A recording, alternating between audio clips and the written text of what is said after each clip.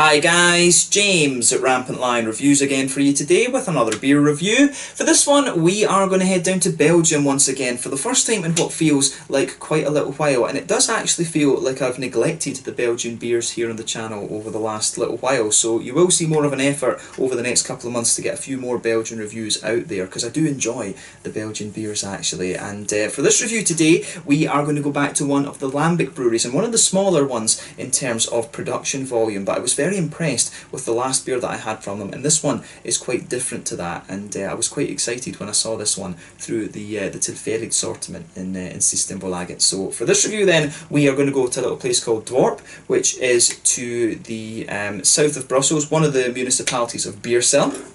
And we're going to have a look at my second beer from Hanssens Artisanaal. So this one is called the Schaarbeekse Kriek. It comes in at 6.5% ABV, and as the name tells you, this one is a Kriek, which is a cherry style lambic. So the Schaarbeekse thing, Schaarbeek is one of the municipalities of Brussels, and from what I understand, the cherries that are used in this beer actually come from that municipality, hence the name Schaarbeekse Kriek. So basically this one is the Schaarbeek cherry lambic beer, I guess you could translate it into English as being. But yeah, very curious to see how this one turns out. I've only ever reviewed one Kriek for you on the channel before, and that was the Cantillon one. And before that I never actually liked cherry flavour. I never actually liked cherry flavoured beers, but that one really kind of almost woke me up a little bit. If you've watched the channel before as well, you will know that I love the Flanders Reds, and you know they've got a good bunch of cherry flavours and things in them as well. And I've tried a few other cherry sours from the more modern craft breweries as well, so I think my appreciation of cherry flavour has developed quite a bit since that first review that I did of Cantillon too. And yeah, so very curious to see how this one turns out. When I saw this one coming through the Tilfällig assortment, which incidentally I believe was the 30th of June 2020 that this one was released, I just thought, you know, I really need to review this one. I've been wanting to return to Hanssens for a good little while actually. So yeah, hopefully this turns out to be a nice beer, and I hope that you guys enjoy my take on this one as well. So yeah, since this is a lambic beer, a massive shout out to one of my followers, Chris Contreras. You know, this is the American dude living in Belgium who has sent me some ridiculous beers over the last few years, you know, Trillium, Treehouse, and then before that there were the lambic ones that he sent me. And this, before he sent me those, the lambic beers were ones that I just hadn't really touched upon on the channel before, so it's really thanks to him that I kind of became properly aware and properly alerted to the lambic beers. So massive shout out to him. Hopefully in sort of October or September time you will see him on one of my out and about videos, because I'm going down to the Netherlands to meet the Dutch guys, as I've told you before, but I'm hoping to be able to pop into Brussels and have a beer or two with Chris and do some lambic beer shopping as well. So keep your eye out.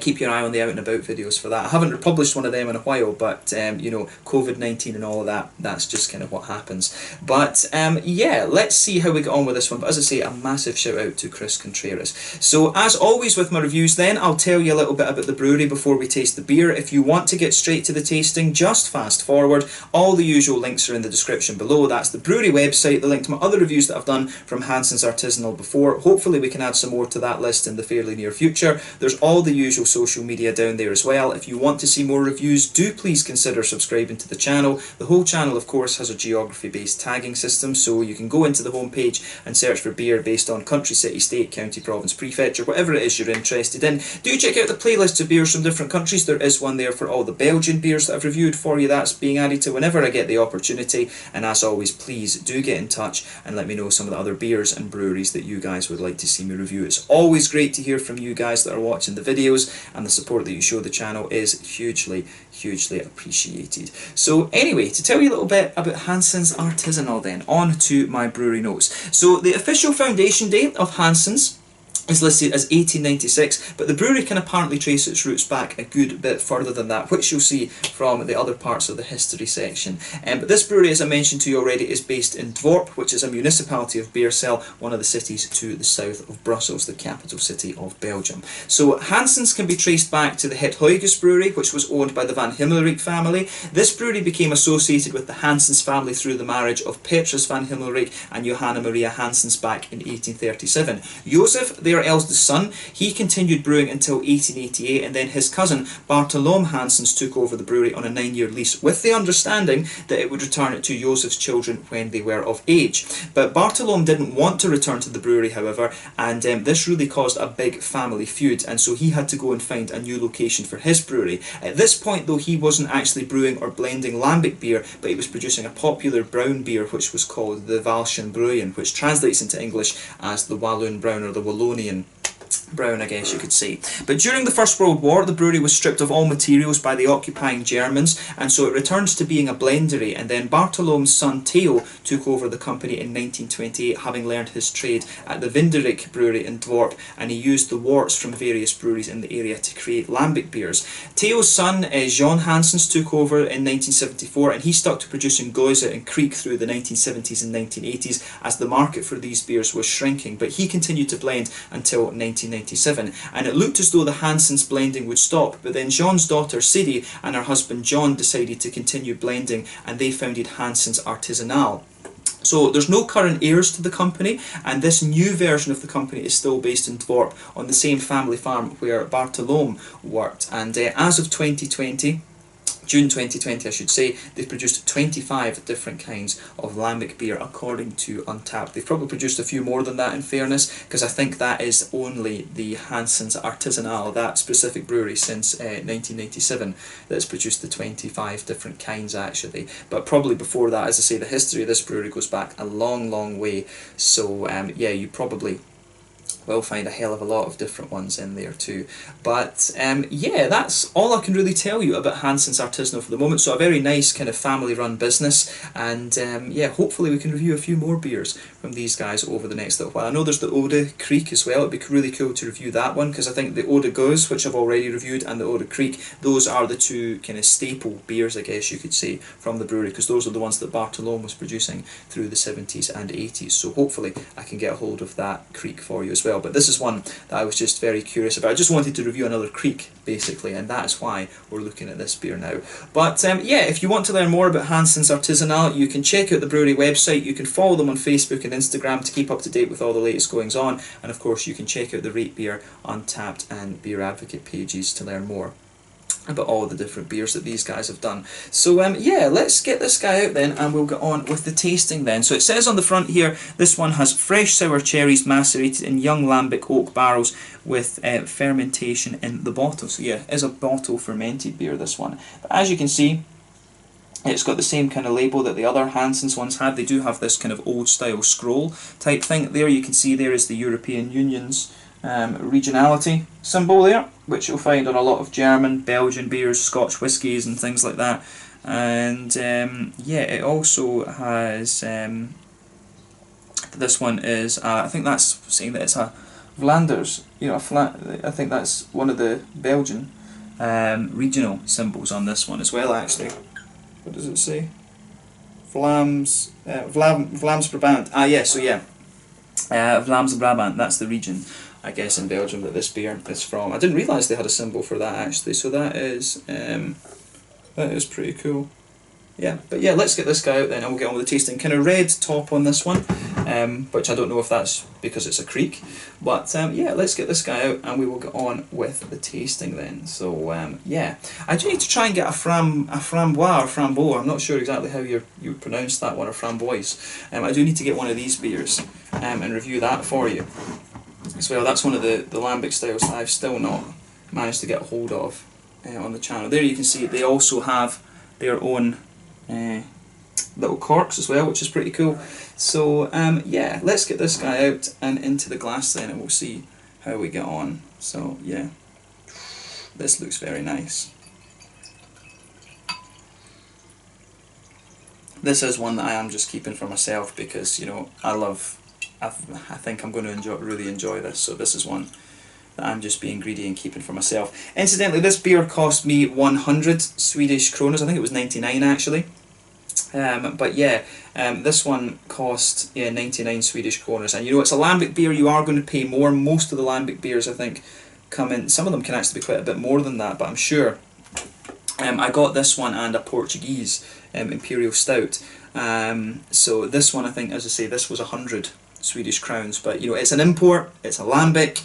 Sour beers are always a bit more expensive. I think that's a pretty decent price. That translates to roughly about €10, something like that, about £8 something. So for what this beer is, I think that price is pretty damn good. One of the great things about Systembolaget. But yeah, as you can see with this beer, it's poured a lovely, that's a lot, you know, it's actually poured a lovely sort of burgundy maroon kind of colour actually, very nice, almost purplish note. So yeah, very, very dark cherries, this one, I have to say. I've come across some cherry beers that are a good bit brighter than that, and of course it really just depends on where the cherries are produced. You know, the different soil contents, the different chemicals in the soil and stuff like that. It really just depends on what, on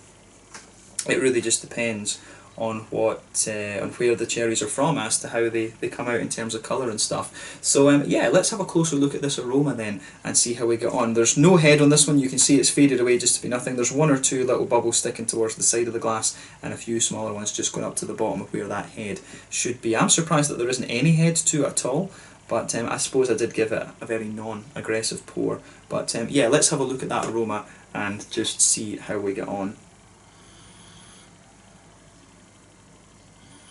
Yeah, straight away this one is lovely. I mean, you can smell it. I always find that these cherry beers, they smell quite a bit boozier than they actually are. I mean, it's 6.5%.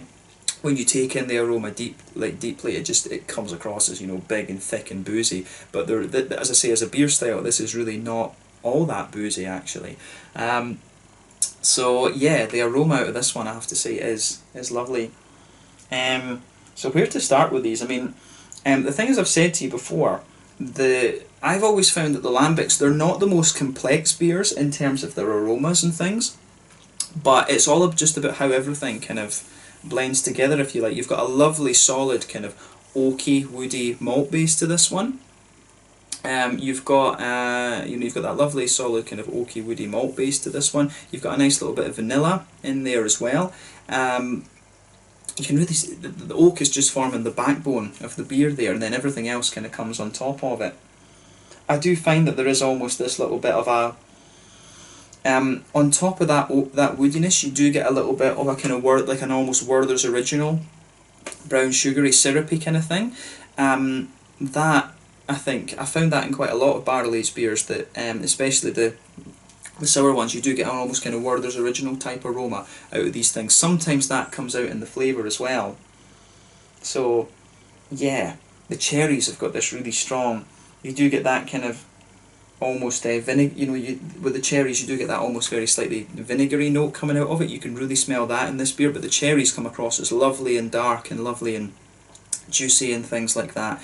You know, there's definitely more complexity to this beer in terms of fruits than just cherries, but you know, that is all kind of aesthetics, if that makes sense, because the beer is only cherries that are added to this one. But you do get the impression of a few other things, like, you know, there almost a wee bit of a blackcurranty, blackberry kind of thing. You might get a little bit of a raisiny sharpness out of it, some kind of juicy plums and things like that. But yeah, this one, to me, the cherries in this one, there is a good little bit of that almost, you know, kind of vinegary, tanniny kind of thing coming out of this one, which is, it comes across as quite strong compared to some of the other lambic beers that I remember having actually.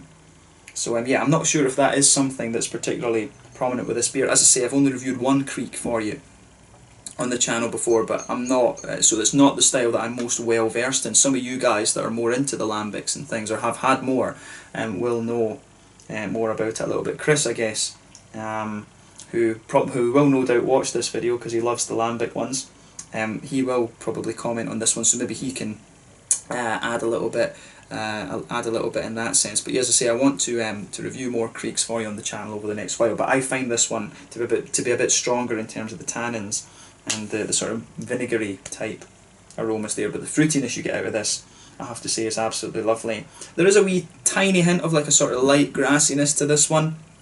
You know, I think they add very old hops, from what I've told you before. As I say, they add very, very old hops into lambic beers so that it doesn't kind of overpower the sourness and things like that, so the bitterness doesn't play a big role. But you do get a little touch of earthiness out of this one. You do get a wee bit of a herbal note and also a little bit of grassiness as well. You can pick that up in the beer. But as I say, it's the woodiness, that sort of Werther's Originally type brown sugary note in there. That's forming the backbone of the beer, along with a little bit of vanilla and then I think the vanilla is the sort of thing that gives you the little bit of complexity to the fruits as well, where you get the, you know, the figs and the raisins and all of this kind of thing.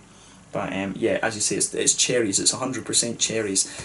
So yeah, it's always the kind of power of suggestion with the different fruits that you get with this. But this is a beautiful smelling beer. As I say, one of the slightly more pungent Krieks that or one of the more slightly more pungent lambic beers generally, I guess I should say, that I've had over the last little while.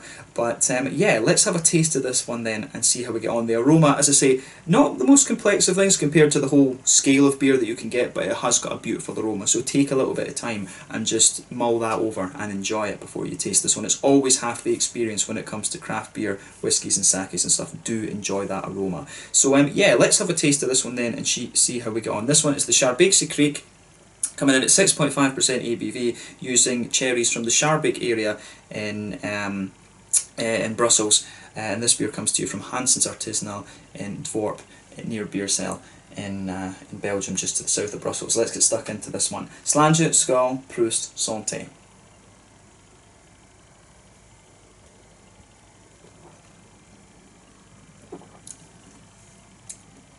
Oh yeah, that one's got a good bit of puckering quality to it.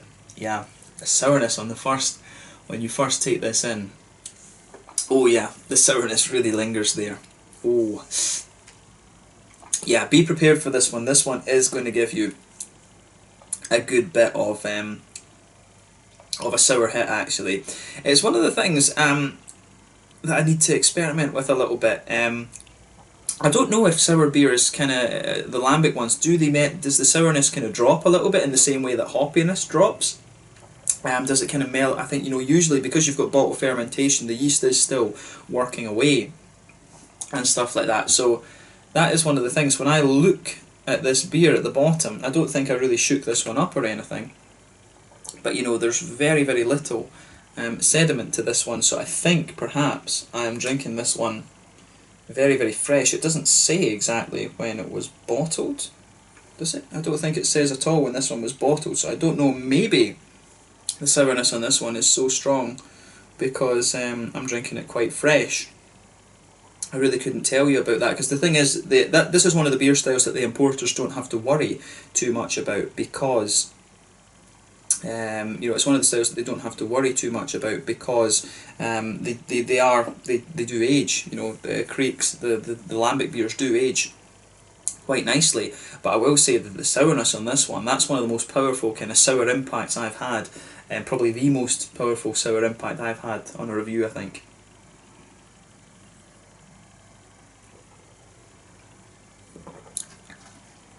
But yeah, as I say, for me, what makes a good sour beer is how it transitions from, pardon me, is how it transitions from the sour impact in the beginning to the smoothness and sweet flavours that you get at the end. That's what really makes a good sour beer for me. And that I would say that applies to lambics and you know, Flanders Reds, Berliner Weisses, Goses, and you know, the more modern sour beers as well. I would say that applies to all of them. But yeah, I have to say I like this one. Once you get past that big sour impact that this beer has, this one really mellows out very, very nicely.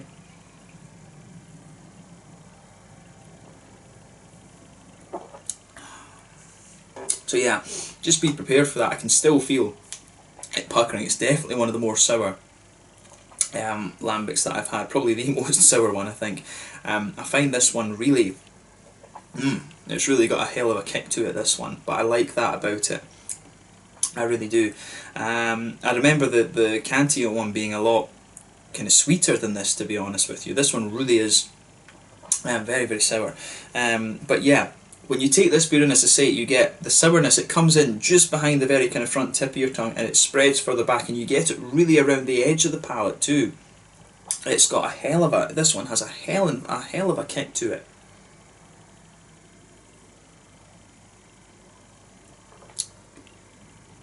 Yeah, I really like how that goes together. I mean, for me, it's a really, really nice... It's really got a very nice kind of edge to it, this beer. The sour cherries, they come out and they just juice out very, very nicely. And the woody part of the beer, I think, is very nice as well. So like I say, when you take this beer in,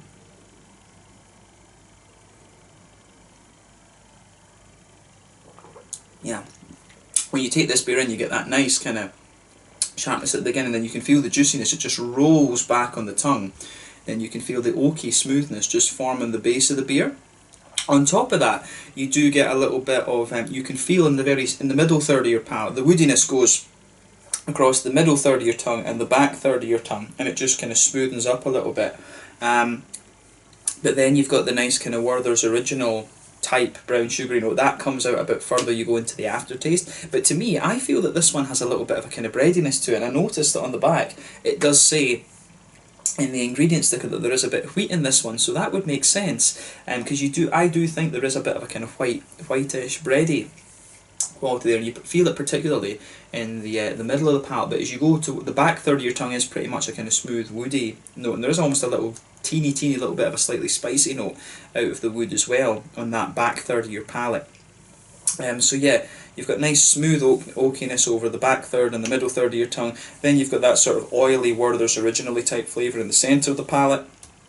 And then you've got a kind of almost breadiness just kind of sitting on top of that sort of white breadiness there. And I do like how that goes there. I think the breadiness, the sort of white bready wheaty note kind of comes out the further you go into the aftertaste with this beer. So really like that about this one.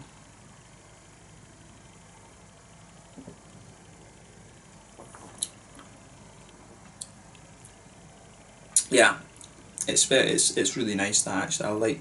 I do like how that kind of comes out. But then of course the focus of this beer really should be on the fruity side of things, but we'll get to that in a minute. In the back corners of the palate, you've got a lovely little touch of earthiness to this one, and you can feel as you move further forward from that there is a little bit of a slightly herbalish quality, tiny little bit of floral aromaticity on the front corners of the palate, then around the very front curve of the tongue it is just a little bit more kind of lighter and grassy. And again, Belgian hops, they're sort of almost a cross between the English ones, which are more herbal and earthy, and the German ones that are a bit more kind of brighter and grassy and floral.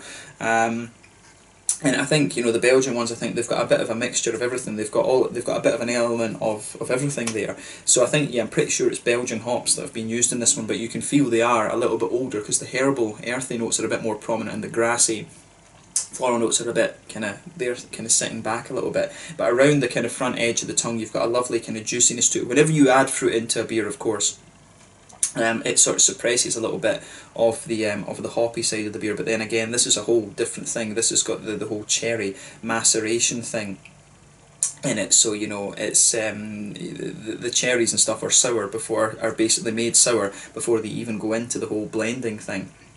So yeah, this one is really nice.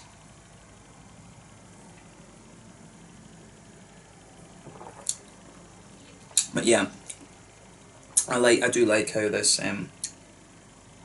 one goes together. The hoppy side and the fruity side of things, just everything for me. As I say, I've never found the lambics to be madly complex in terms of their flavours. It's just all about how everything kind of fits together, and it's about that transition from very sour in the beginning to how everything sort of sweetens out the further you go into the aftertaste. And you will find this beer mellows out very nicely. When I took it in, you know, that was a hell of a kick, a hell of a sour kick that this one has. But now that my palate's adjusted to it, it really is very nice. But I would say that I still think that this one is a hell of a lot sharper and a hell of a lot more sour than the Cantillon that I've had before. But again, it's a beautiful beer. And you know, you see these guys, like I said, Hanssens are one of the smaller by volume lambic producers, and they're doing the stuff that they're doing is, you know, really good quality. You can't say anything but that, to be honest with you. I don't know how compared to the other ones, like I can't remember how small exactly they are, but I do know these guys are a very small producer. So it's actually, you know, pretty damn cool that we can even get their beers up here in Sweden. I don't know how rare it is for them to export, but you know, great that we're getting them up here. But yeah, the fruity side of things, as I said, that front third of your palate is where all the kind of fruity stuff comes out. So when you take this one in, it's got a really sharp, that sort of tanniny, vinegary type thing that you get from these beers. But yeah, so the cherries come in and you can feel them, they just linger there, but you can feel them getting juicier and juicier the further you go into the flavour of this one. So I think gradually as the flavour develops, it is all cherry flavour, by the way. It is only cherries that's added to this, so bear that in mind. But you do get a few more flavours coming out of this one that are a little bit more sort of, you do get a little bit of a kind of plummy, sort of figgy juiciness coming out of this one. You do get a wee bit of a kind of raisiny sharpness to it, but you also get some blackberry and blackcurranty type qualities coming out of this one too. So you know, this one, it does have, on that front third of your palate, you can really feel a few other flavours kind of evolving out of this one, but just bear in mind it is only cherries, as far as I know, that are actually added into the whole maceration thing in this. So yeah, it's got a lovely kind of big sharp cherry quality to it, but then you've got the other kind of juicy things coming out of this one too, which I think is very, very nice. So I really like how everything goes together in this one. So yeah, this gets a big thumbs up from me. I like this beer.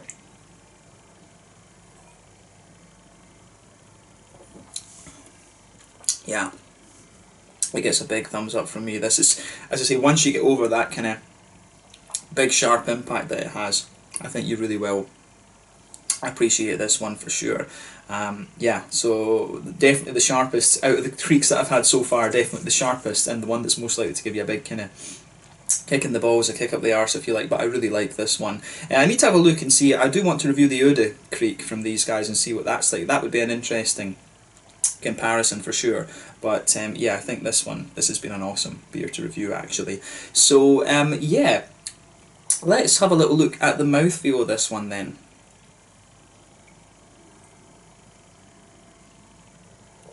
So yeah, I find this beer, I think it's at the top end of mid-bodied, generally speaking. I think it's quite a big, in terms of the sour beers, I find this one I find this to be like a big oily, a lovely big sort of oily beer, rather than anything else.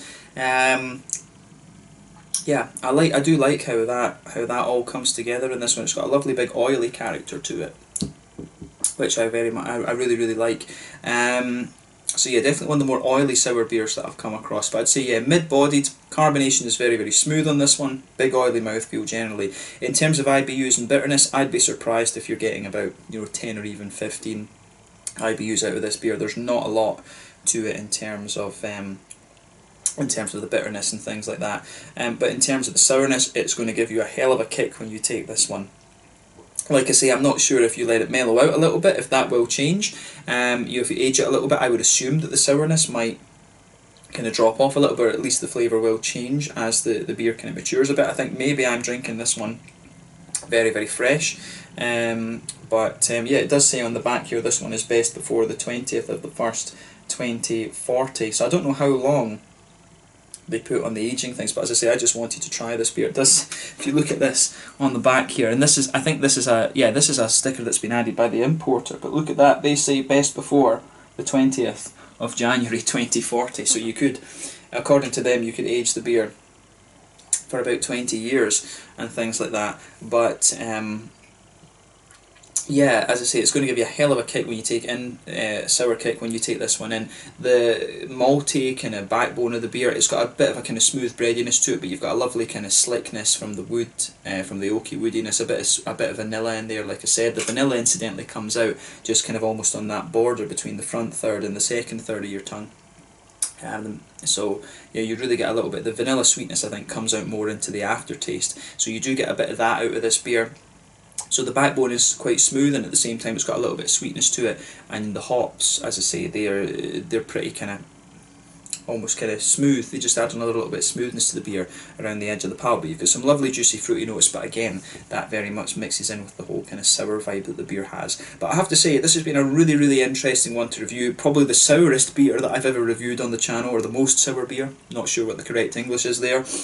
But yeah, this has been awesome to review, and it was definitely nice to return to Hanssens Artisanaal after about a year, I guess, something like that. It was about a year ago that I tried my last beer from these guys. But yeah, as I say, I paid £100 for this one. I think it was definitely worth it to try this. Really, really nice beer to review for you, and it's definitely going to give you a bit of a kick, this one, so just be aware of that. But yeah, let's leave it at that for this one. This one was the Schaarbeekse Kriek, coming in at 6.5% ABV from Hanssens Artisanaal in Dworp near Beersel in in Belgium. Actually, I really enjoyed this one.